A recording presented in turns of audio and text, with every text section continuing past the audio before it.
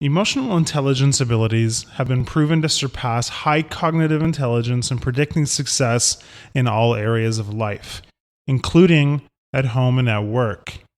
Over the years, we learned quite a bit about how emotional intelligence works. We know that one person's stress can block the communication process until both people feel safe and can focus on one another. That primal emotions like anger, sadness, and joy are critical to strong relationships. That playfulness allows us to thrive in the face of tough circumstances. And that conflict, if handled well, can turn into a trust-building experience. Join us for the next 10 minutes while we explore the 5 essential skills that define, empower, and guide your emotional intelligence and communication, giving you the means to create and sustain secure, successful, long-lasting relationships. Skill number 1, the elastic, high safety and low stress. Regulating stress is the skill that provides us the ability to be emotionally available and engaged. When we're stressed, we get trapped inside our own heads and have a hard time seeing what's right in front of us. The first step in regulating stress levels is recognizing when your stress levels are out of control. That requires you to understand what your stress triggers are. Maybe it's certain situations or certain people. Pay attention to what's going on around you when you feel stressed, and you'll start to see some patterns. Once we become stressed, there are 2 basic types of measures we can use to return to a balanced state: social interactions or private actions. If you're a person who likes to interact with others, you can find balance by seeking out someone who is calm, focused, and makes you feel safe. Let that person know what you are dealing with and ask them to help you get back on track. If you're a more private person, there are things you can do to get back in balance on your own. One of the easiest and most powerful methods is to focus on taking deep breaths. This not only slows you down, but also gets more oxygen flow to your brain, allowing you to think more clearly. As we deal with a culture that is always on and, dare we say, always stressed, being present needs to be your starting point for emotional intelligence. You can only do that if you're calm and focused. Skill number 2, the glue. Exchange based on primary emotions. It shouldn't be a surprise that our emotions are at the center of emotional intelligence. They are the glue that holds the communication process together and are necessary to engage others in an emotional exchange. Segal tells us that we need to reclaim and restore our primal emotions, including anger, sadness, fear, joy, and disgust, if we are going to create that connection. Somewhere along the way from childhood, most people lose touch with these emotions. This stems from our inclination towards thought over emotion, which, although has been happening for centuries, wasn't always the case. When we find ourselves in situations that seem overwhelming, painful, or undesirable, we develop coping mechanisms like distracting ourselves with obsessive thoughts and behaviors, which, in the extreme, turn to addiction. Or some people shut down completely. The problem with this approach is that you can't eliminate the bad primal emotions without also eliminating the good primal emotions like joy. As the author points out, reclaiming these primal emotions in our lives will take some work. There are 4 parts to the exercise that they recommend doing in order to get there. First, find a private spot that you enjoy being in. Make sure you feel safe and comfortable. Maybe play some music that evokes the primal emotion you want to explore. Second, we'll look to reconnect with a strong emotion, moderately. Start by tensing and then releasing all parts of your body. Clear your mind of all extraneous thoughts. Then, find an emotional trigger of something that had an emotional effect on you, a small hurt or something mildly irritating. Then, scan your body and see if you feel different. Then, once you find where you feel different, direct your breath to that spot. Third, once you're comfortable with the second part, repeat the process, but with much more intense emotions. Finally, when the time you've allotted for the exercise is over, get up and refocus your energies back into your normal daily activities. The goal of this step is for you to get back in tune with your emotions. Rinse, wash, repeat as needed. Skill number 3, the pulley, wordless communication. Nonverbal communication is the pulley of emotionally intelligent language that attracts the attention of others and keeps relationships on track. It includes eye contact, facial expressions, your tone of voice, posture and gestures, touch, intensity, timing, and the pace of your communication.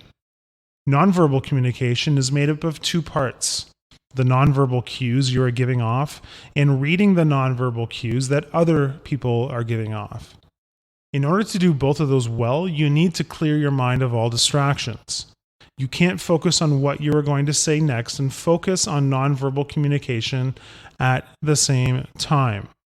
Instead, you should be focusing on what you hear, feel, sense, see, smell, and taste, as well as the reactions of the other person. Here are some examples of nonverbal cues to start looking for once you clear your mind. If you see somebody tilting their head to one side and see subtle changes in the expressive lines around their eyes, they are likely telling you, "I don't understand," even though most people would never come out and tell you that directly. If you see somebody with their shoulders hunched up and hear a raised pitch in their voice, they are likely saying, "What you are communicating is upsetting me." And when you see somebody leaning forward, a smile on their lips and an expression in their eyes, they are likely saying, "I love being here with you." Reading nonverbal cues takes practice, and so you'll need to carve out time in your schedule to simply be present and read the nonverbal cues happening around you on a regular basis. But it'll be time well spent. Being emotionally savvy essentially gives you relationship superpowers that very few people possess. You'll be able to accurately read the emotional cues of others, respond with nonverbal cues of your own that indicate you notice and care what the other person feels, and avoid confusing others with words that contradict your true feelings. Skill number 4, the ladder, pleasure in interactive play. Sometimes you'll find yourself in an awkward situation that will require all of your emotional intelligence to navigate. One of the best tools you have at your disposal is playfulness and humor, if you do it correctly. As the author points out, conflict and stress can undermine even the best verbal skills, but playful communication strengthens, repairs, and restores relationships. Play in the relationship setting should always be a shared experience. It's a tool we can use to practice spontaneity, let go of our defensiveness, release inhibitions, calm and energize yourself, and become emotionally authentic. Some concrete examples include joking about our frustrations, making a game out of pretending we like things that we actually dislike, spoofing and playfully exaggerating problems, and making up playful games that help us get our points across. Play has the ability to find paths to resolving awkward and embarrassing issues.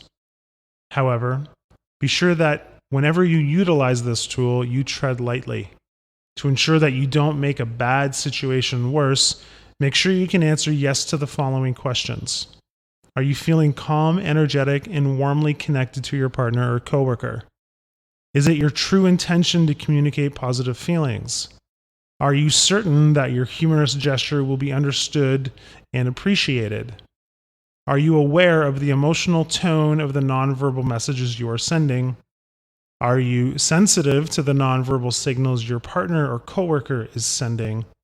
Do you back off if your partner or colleague seems hurt or angry?